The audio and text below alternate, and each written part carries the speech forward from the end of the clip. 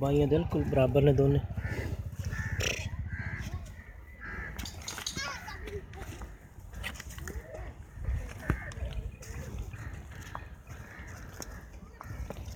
टुरन दे विच भी कोई फॉल्ट नहीं किसी किस्म का भी। शौकीन मझ शौकीन हर पासे।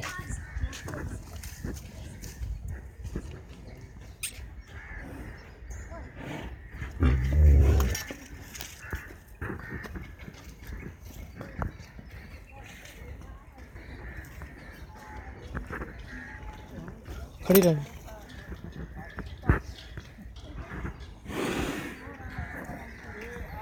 एकदम मुकम्मल करते।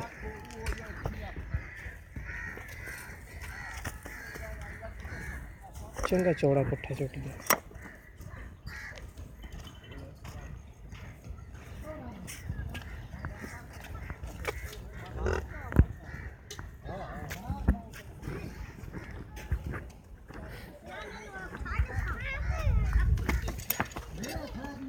पिछे इनके बच्चा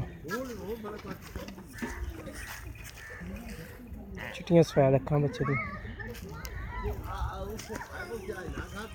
स्याह काली मुश्की सिर्फ पूछ थोड़ी जी चिट्टी।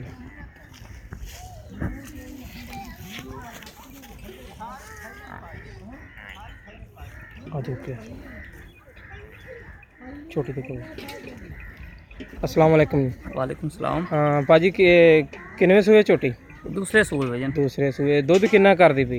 ये 10 किलो दूध कर रही है इस टाइम। 10 ए जेडे पट्ठे खांदी पई इसे ते कोई खा पट्ठे ते मैं तोड़े देखिया मक्की पा रहा सुक्की। हां ऐसी सुक्की कड़वी जीड़ी है कड़वी खा रही है इसे ते दो दे देना दे रही है। ते ए दूसरे सूए पिछे दे की कट्टी है जी और काली मुश्की कट्टी। हां जी काली मुश्की कट्टी इनदे पिछे।